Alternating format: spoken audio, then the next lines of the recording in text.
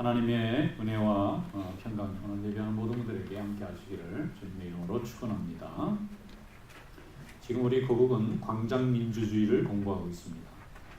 고대 그리스에서는 민주주의가 꼽히게 되었는데 그것이 권력이 군주에게 있지 아니하고 백성들에게서 시작된다고 하는 기본적인 개념에서 출발했습니다. 지금 우리 고국은 대통령이 탄핵을 당하고 또 백성들이 새로운 나라를 또 이루어가는 훈련을 하는 중인데, 이 아크로폴리스에서 시작되는 광장민주주의가 현재 우리 고국에서 점점 힘을 얻어가고 있다. 그렇게 많은 사람들이 관측을 하고 있습니다.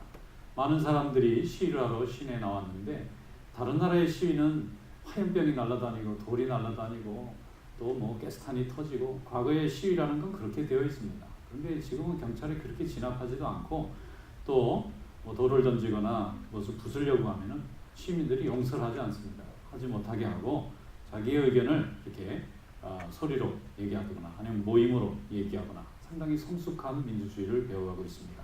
그 중에 가장 핵심이 뭔가 하면은 토론회입니다. 지금 도로마다 사람들이 모여서 토론회를 합니다. 참 바람직한데, 추운데 외투를 입고 나와가지고 수십만 명, 수백만 명이 모여서 강단에 마이크 하나 갖다 놓고 누구든 남자, 여자, 어른, 아이, 학생들까지 자기 주장을, 자기 의견을 낼 수 있는 사람은 밤새도록 토론하게 내버려둬요. 이것을 보고 광장민주주의라고 합니다. 그것을 통해서 사람들은 자기의 권리가 뭔지, 또 지도자들의 책임은 뭔지를 배우게 되고, 그걸 통해서 나라가 이전에 부족한 것들을 다 이렇게 회복하다 보면은 더 나은 미래가 열려질 것으로 믿습니다. 백성이 현명해야 지도자도 현명한 사람이 나옵니다. 백성들이 다 어리석고 그저 아무것도 생각하지 않고 자기 먹는 것만 갖고 살게 되면은 지도자들이 무슨 일을 하는지 감시할 수도 없고 어떻게 되는지 방향도 제시할 수 없습니다. 권력을 가진 사람은 위임된 권한을 행사하는 거기 때문에 백성들이 현명한 방향을 주장하면 그것을 위임받아서 정치를 하는 거고 행정도 하는 거고 또 앞에서 살림도 하는 것입니다. 그래서 저는 우리 고국이 이런 기회를 통해서 광장민주주의로 더욱 자신의 책임을 바르게 깨닫고 미래를 아주 현명하고 아름답게 이뤄갈 것을 믿습니다. 요즘 한국의 서점에서 제일 잘 팔리는 책이 하나 있어요. 헌법책입니다. 헌법은 고등학교나 대학교 때 교양 과목이나 나오는 책으로 생각했는데, 지금은 이 헌법책이 거리로 다 튀어나와가지고 서점마다 찍어도 사람들이 다 가져가서 읽는다는 거예요. 그것도 어려운 책이지 않습니까? 여러 가지 법리가 있고 판례가 있고 복잡한 건데 그걸 쉽게 풀어주는 헌법책, 이래가지고 나오니까 사람들이 책으로 열심히 읽는 거예요. 이 책 가지고 이해가 안 되면 만화로 그려가지고 설명하는 거예요. 이런 경우에 우리 백성은 어떻게 해야 되느냐? 하나님이 우리 조국에 참 좋은 기회를 줬다고 생각합니다. 이거 분명히 혼란이고 소동이고 어려운 일이지만은 동시에 백성들이 앞으로 이 일을 잘 극복해 나감으로 인해서 하나님이 우리나라에게 주셨던 이 좋은 축복의 기회를 더 나은 방향으로 이끌어갈 것을 믿고, 또 우리가 그렇게 기도해야 될 줄로 믿습니다. 지금 나라도 리모델링하고 있습니다. 안에 있는 건물이 있지만 다 불편하니까 새롭게 좋게 쓰기 위해서 하는 것을 우리는 리모델링이라고 합니다. 건물도 리모델링을 하고 리프레이밍을 하잖아요. 나라도 그렇고 교회도 그렇고 가정도 그렇고 우리 인생도 다 리모델링 할 수 있는 것입니다. 그런데 아무 때나 그렇게 되는 것이 아니라 문제가 터졌을 때, 문제가 발생했을 때, 더 이상 앞으로 나갈 수 없을 만큼 복잡한 문제가 생겼을 때 우리는 그 자리에서 가던 걸음을 멈추고 진지하게 어떻게 다시 리모델링하면 좋을지를 생각하게 됩니다. 이때 하나님께서 우리에게 지혜를 주실 줄로 믿습니다. 우리는 6.25 때 나라를 다시 리모델링 해본 적이 있어요.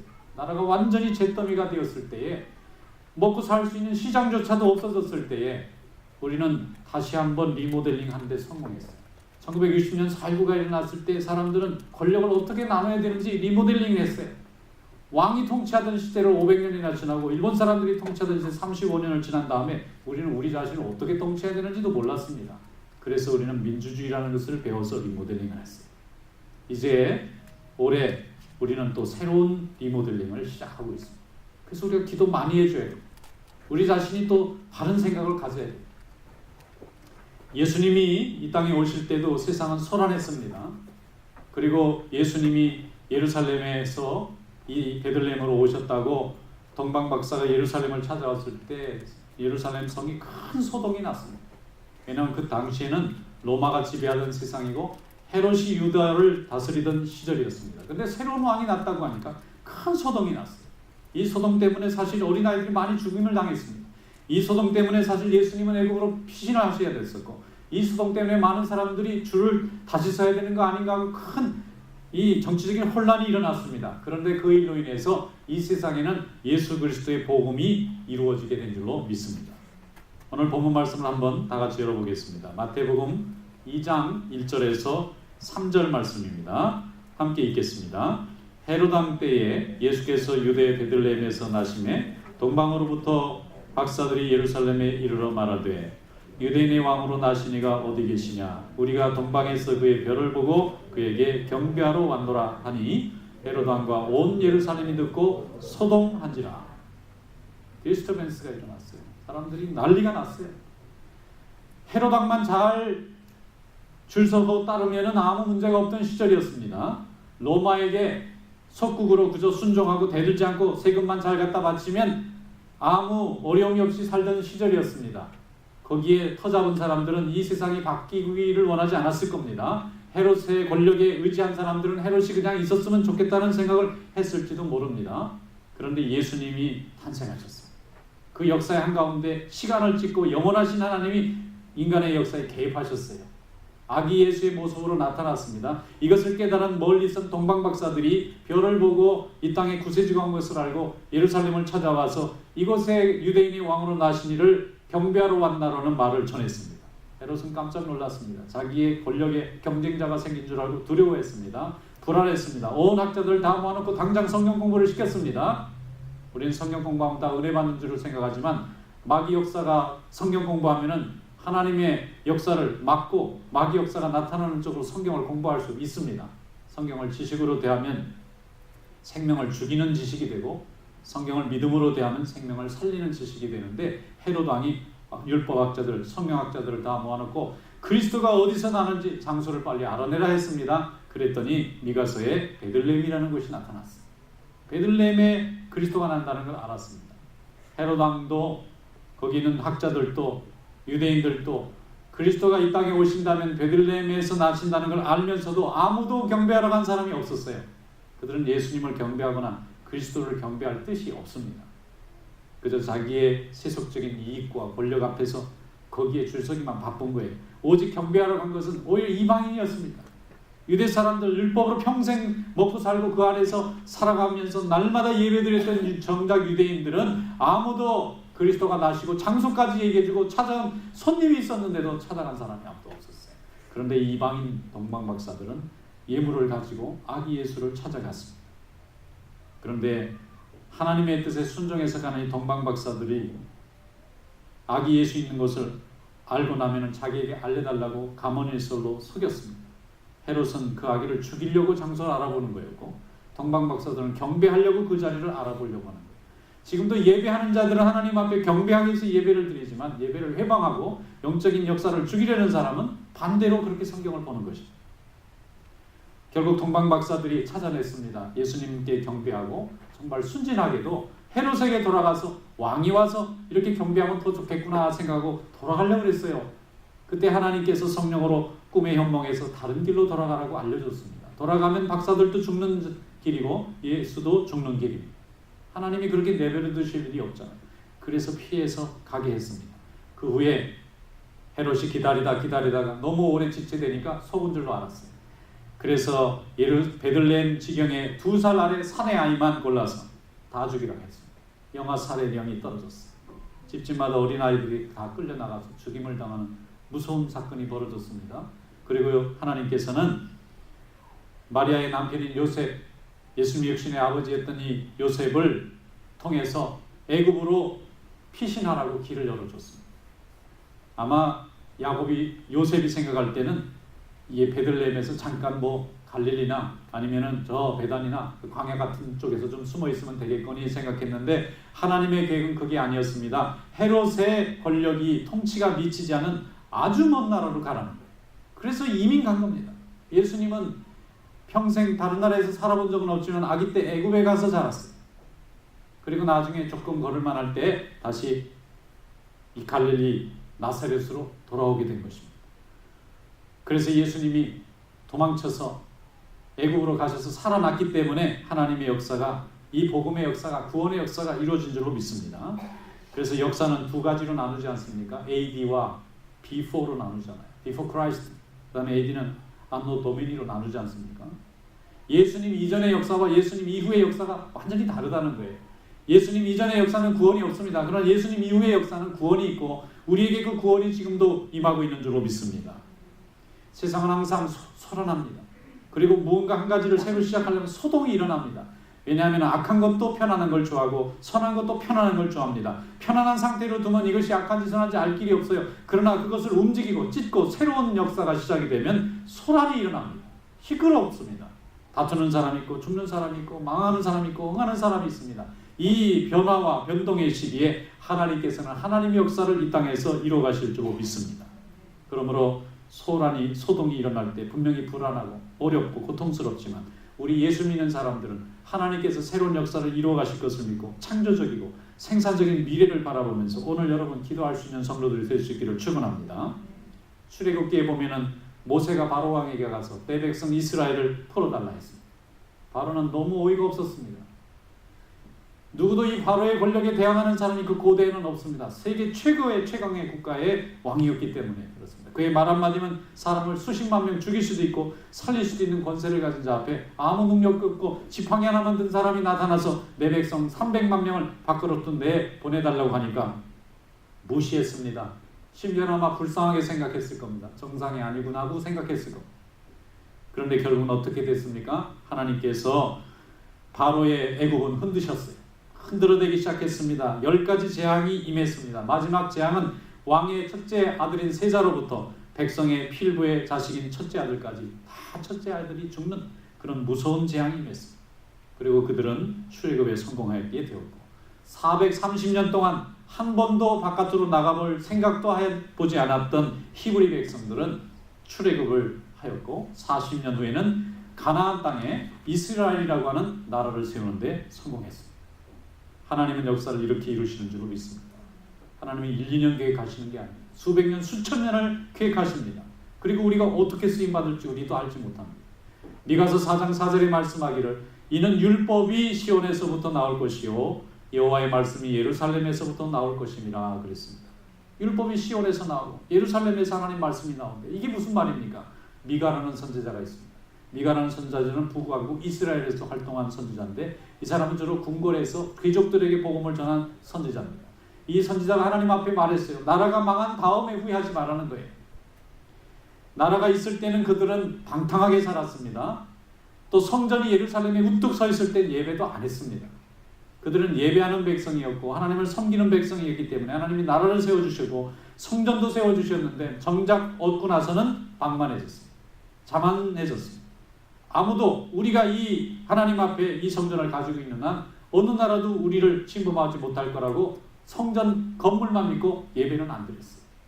그리고 나서 세월이 수백 년 지난 후에 결국 바빌론에게 아수르에게 다 멸망당하고 말았어요. 소 잃고 외양간 고친다는 우리나라 말이 있습니다. 요즘에는 이 말도 다시 생각해 봐야 된대요. 후회라 하는 말이 아니라 소 잃고 외양간이라도 고쳐야 다음 소라도 안 도망간다. 소 잃고 외양간이라도 고칠 수 있어야 된다는 거예요. 소 잃고 외양간 고쳤으니까 다 필요 없다. 그리고 외양간 다 없애버리는 사람은 어리석은 사람입니다. 외양간에도 고쳐놔야 다음 소는 안 도망갈 거 아니겠어요. 이스라엘 백성들은 소 잃고 외양간을 고치면서 그제서야 그 백성이 살 길이 하나님의 말씀에 있고 하나님의 성전에 있고 하나님의 능력에 있다는 것을 진심으로 깨달았습니다. 자유로울 때는 깨닫지 못하다가 자유로울 때는 가짜 믿음으로 살다가 정작 나라 망하고 다 노예로 끌려가서 남의 나라에 붙잡혀간 뒤에야 후회했습니다. 우리가 왜 성전이 옆에 있을 때 매일 가서 예배를 드리지 못했던 거, 우리가 자유롭게 우리 마음대로 생활할 때 우리가 왜 하나님의 말씀을 함께 묵상하고 공부할 수 없었던 거, 이제는 이방 사람들의 붙잡혀가서 노예가 돼서 그들이 가고 오는 것도 함부로 할 수 없습니다. 내 나라에 돌아가 볼 수도 없습니다. 살아서 돌아갈 수 있을지 기약도 없습니다. 성전에 가보고 싶어도 꿈에서만 볼 수 있지 가볼 수가 없어요. 그래서 그들이 그때서야 하나님의 말씀을 붙잡았어요. 하나님을 느낄 수 있고 하나님이 기억나고 하나님의 능력이 느껴지는 것은 이제 성전이 아니라 하나님의 성경책인 말씀밖에 없다는 걸 알고 그때부터 말씀을 붙잡은 겁니다. 이스라엘 백성이 지금도 토라나 하나님의 말씀인 율법에 전념하는 것은 성전을 잃어버리고 나라를 잃어버린 뒤에 포로로 끌려가서 배운 지혜예요. 하나님의 말씀을 붙들어야만 우리가 돌아갈 수 있고 다시 회복될 수 있다는 걸 알고 그때부터 열심히 성경을 가르쳤습니다. 아예 통째로 머릿속에 다 외워버리게 했습니다. 지금은 책이 있지만 당시에는 머릿속에 다 암기를 시켜서 그 어마어마한 성경을 다 외웠다는 거예요. 그걸 얘기하는 것이 예배 시간이었고 그것을 듣고 서로 토론하는 것이 예배 시간이었어요. 성전은 갈 수 없고 하나님을 느낄 수 있는 방법은 하나님의 말씀을 읽고 외우고 암송하는 방법밖에 없다. 그래서 그 민족들이 머리에 하나님의 말씀을 외우고 다니니까 세계에서 제일 머리 좋은 사람들이 돼버린 거예요. 암기해야 되죠. 해석해야 되죠. 토론해야 되죠. 다시 적용해야 되죠. 이게 학습의 기본 아닙니까? 그래서 그들이 머리가 비상해질 수밖에 없는 거예요. 머릿속에 하나님의 말씀을 들고 살지 않습니까? 그래서 성전이 사라진 뒤에 그들은 곳곳에 포로지에서 예배를 드려야 되니까 성전은 없고 회당에서 모인 거예요. 지금도 유대인들은 회당인 시나고그를 가지고 있습니다. 그들은 예배를 드릴 때 성전 대신 시나고그인 게 상황이 그렇게 돼서 그런 거예요. 본래는 성전에서 한 번만 중앙에서 예배 드렸던 사람들인데 지금 흩어서 동네마다 회당을 지었는데 이것이 나중에 성령 충만하고 새로운 예배 시대를 내는 예수님의 예배가 드릴 때에 그들은 성전이 없어도 회당에서 예배 드리는 유대인들의 전통을 따라서 교회에서 예배를 드릴 수 있게 된 줄로 믿습니다. 유대인들이 우리에게 준 굉장한 선물입니다. 마리아의 남편 요셉은 결혼 시작부터 사실 굉장히 삶과 죽음을 오가는 중요한 기도를 해야 됐을지도 모릅니다. 초대교회부터 내려오는 이야기가 하나 있습니다. 전설 같은 얘기가 있어요. 예수님이 이제 아기 때에 헤롯 왕이 아기들을 죽이려고 하니까 요셉이 자기 아내 마리아와 아기 예수를 데리고 피신을 갔다고 해요. 피신을 가는데 이제 헤롯의 군사들이 거의 추격해서 다 잡을 때까지 된 겁니다. 이게 잡히면 이제 다 죽는 거예요. 그래서 열심히 도망가는데 이제 더 이상 도망갈 수가 없어요. 저들은 너무 빨리 쫓아오고 이 마리아와 요셉과 아기는 너무 연약하니까 멀리 도망을 못 가는 거예요. 근데 막 열심히 도망가다 보니까 어떤 굴 같은 게 하나 있네요. 동굴같이 조그만 거. 그래서 마리아 요셉 아기가 급히 거기에 몸을 살짝 숨겼어요. 그런데 그냥 전설입니다. 거기에 거미가 한 마리 살고 있었는데 이 거미가 자기 굴에 있는데 사람이 쑥 들어오잖아요. 그러니까 얼른 가가지고 거미줄을 막 초스피드로 해가지고 다 거미줄을 만들어 놨다는 겁니다. 헤롯의 군사가 왔는데 여기저기 뒤지다 보니까 이 거미줄이 가득 있는 거예요. 이 사람이 지나갔으면 거미줄이 없을 거 아닙니까? 사람이 안 지나갔기 때문에 거미줄이 있구나 생각하고 거기는 수색을 안 하고 지나가서 살았다는 거예요. 그게 사실인지 아닌지는 모르겠지만 하나님께서 역사하시면 어떤 위험 속에서도 심지어는 미물을 이용해서라도 하나님은 하나님의 종을 지키실 줄로 믿습니다. 요셉은 항상 하나님 앞에 삶과 죽음, 생사를 놓고 기도하는 경험을 많이 했어요. 결혼하려고 그랬더니 자기하고 결혼할 사람이 임신했다잖아요. 이거 큰일 났습니다. 이게 밝혀지면 이 여자도 죽고 자기 인생도 망하는 거예요. 그래서 하나님 앞에 간절히 기도했더니 하나님이 성령으로 역사하셔서 성령으로 이렇게 된 것을 알려주고 데려오라잖아요. 데려와서 아이가 낳을 때까지 잘 지키고 보호해줬는데 이번에 낳았더니 또 헤롯 왕이 아이들을 다 죽이려잖아요. 이것도 큰일 났습니다. 아이를 가지고 또 열심히 살려야 되겠으니까 이 아이를 죽이지 않고 도망가면 가족이 다 죽는 겁니다. 요셉은 항상 소동 속에서 역사적인 혼란 속에서 남편의 역할을 해야 됐고 자식을 보호하는 아버지의 역할을 해야 됐고 하나님의 일을 감당하는 종으로 살아야 됐습니다. 그런데 하나님이 그와 함께 하신 대로 믿습니다. 안전하게 아기의 생명을 지키고 그리스도로 이 땅에 사역을 감당할 수 있도록 하나님께서 피할 길을 내주신 줄로 믿습니다. 안디옥 교회가 부흥한 이유가 있습니다. 안디옥에는 본래 이방 사람들이 많이 삽니다. 그리고 안디옥의 특징이 뭐냐면 헤롯 왕이 통치하는 범위를 넘어가는 지역입니다. 다른 사람의 통치 영역입니다. 그러니까 이 분봉왕이었던 이 헤롯은 거기까지는 통치가 안 돼. 그런데 예루살렘에 교회가 생겼지 않습니까? 교인들이 너무 부흥하고 너무 아름답게 사니까 질투하는 사람들이 역사에서 결국은 핍박이 일어났습니다. 사람들은 살아나야 되기 때문에 자기가 가진 걸 다 포기하고 몸만 빠져나가서 도망을 갔는데 그래도 열심히 도망간 곳이 안디옥이라는 곳입니다. 거기에서 성도들이 모여서 예배를 같이 드리기 위해서 예수 믿고 예배 드릴 때에 먼저 동족들에게 전하고 그 다음에 이방인들에게 전하고 안디옥 교회는 크게 부흥하게 되었습니다. 그리고 그 부흥한 안디옥 교회에 또 선지자들이 필요하다고 해서 예루살렘에 있는 사도들 중에 말씀자를 가르치는 율법의 선생님들이 가게 되었어요. 그 중에 바울이 들으셨지 않습니까? 그래서 바울이 세계 선교하는 데에 안디옥 교회가 얼마나 큰 역할을 했는지 모릅니다. 여러분, 이렇게 소동과 핍박과 환난과 어려움이 있을지라도 하나님을 믿는 믿음으로 그 시간을 지내게 되면 하나님은 새로운 곳에서 미래를 여시고 새로운 뿌리를 만들어내실 줄로 믿습니다. 평양은 지금은 공산 국가의 수도가 되었지만 해방 후에 이 평양은 동양의 예루살렘이라는 이름을 가졌었습니다. 교회가 너무 많이 생겼고 그게 선교사들이 많이 집중적으로 복음을 전했는데 평양은 주로 중국과 다른 나라와 좀 교역이 많은 지역이기 때문에 중국의 기독교가 많이 이렇게 영향을 받아서 평양에는 많은 사람들이 예수를 믿었다고 해요. 그리고 거기에 일하는 사람들, 또 장사하는 사람들, 그 시내에 중요한 유력한 사람들이 다 교회를 다니는 장로고 집사고 뭐 이런 분들이었기 때문에 주일날이면은 문을 다 닫아서 다 쉬어야 됐다고 합니다. 그 정도로 평양에는 큰 교회들이 많았고 많은 사람들이 예수를 믿었어요. 그런데 공산 정권이 들어섰잖아요. 너무나 많은 핍박을 하는 거예요. 교회 다니면은 학교에 입학도 안 시켜주고 교회를 다니면은 하던 모든 일도 못하게 끌어내렸어요.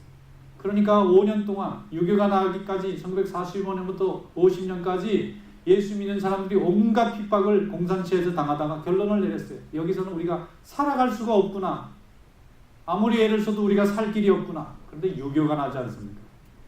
이제 국경이 다 없어지니까 그때 북쪽에 있는 예수 믿는 사람들이 전부 다 남쪽으로 내려오게 되었어요. 그래서 남만 교회가 부흥하는데 북한 교회의 그 핍박의 경험과 그 순교적 신앙이 큰 역할을 하게 되었어요.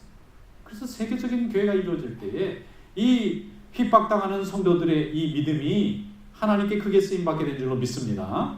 핍박을 그냥 고통으로 받으면 분노와 상처가 되고 말지만 하나님을 믿는 믿음으로 그 핍박을 견디면 새로운 미래를 여는 에너지가 되는 줄로 믿습니다.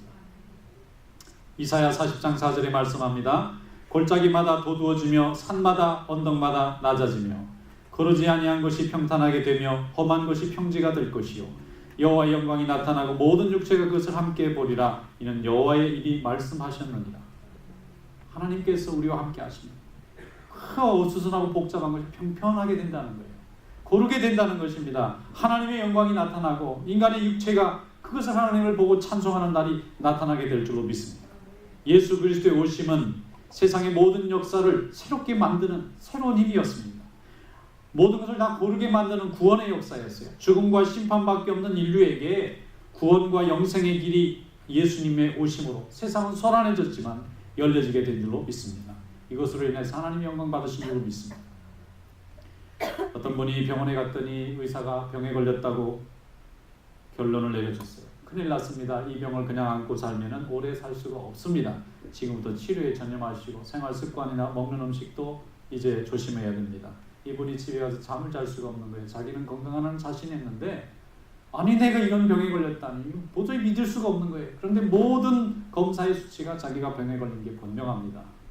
그래서 그때부터 이분이 이제 치료에 전념하기로 했어요. 자기가 일하던 거 친구들하고 다닐 시간 다 없애버리고 자기가 살아야 되기 때문에 열심히 치료도 받고 수술도 받고 전부 열심히 노력했습니다. 1년 후에 몸이 많이 나아졌어요. 그리고 2년 후에는 정말 이전보다 얼마나 건강해졌는지 그냥 몸이 아주 건강해지고 말았어요. 여러분 이것이 무엇입니까? 이분이 병에 걸리지 않았으면 그 잘못된 일상생활의 습관을 그대로 가지고 있다가 목숨을 잃었을지도 모릅니다. 그런데 이분이 병에 걸렸다는 것을 알고 그때부터 치료하기 위해서 애쓰고 수고하니까 그 후에도 오래 살 수 있는 좋은 건강이 되지 않았습니까? 여러분 우리 가운데 어려움과 또 불편함이 있을 때에 하나님 앞에 기도하고 거룩한 모습으로 의로운 모습으로 극복해 나가시기를 축원합니다. 어떤 집사님 한 분이 자녀가 하나 있는데 얼마나 골치를 썩이는지 이분이 아이 때문에 하루도 편할 날이 없어요. 야단을 쳐도 말을 안 듣고 빌어도 말을 안 듣고 애원해도 말을 안 듣고 위협을 해도 말을 안 듣습니다. 하면 할수록 더 아이가 삐뚤어 나가는 거예요. 나중에 이 아이가 어떻게 될지 생각만 해도 무섭습니다. 그래서 이 집사님이 나중에 포기했어요. 하나님, 내가 아무리 내 실력으로, 내가 갖고 있는 능력으로 아이를 되돌리려고 하면 할수록 아이가 또 저렇게 삐뚤어갑니다. 나중에 아이가 어떻게 될지 너무 무섭습니다.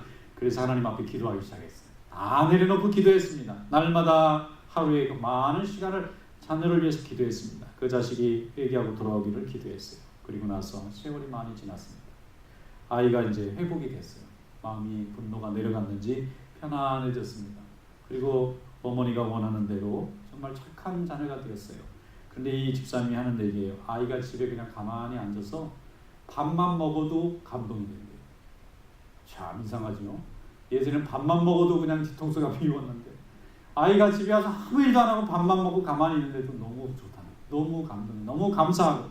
무엇입니까? 하나님이 그 위기를 통해서 나의 교만과 나의 완고함을 내려놓으시고 하나님이 자녀를 주신 축복을 감사할 수 있게 되었고 함께 더불어 사는 축복이 무엇인지를 알게 하신 줄로 믿습니다.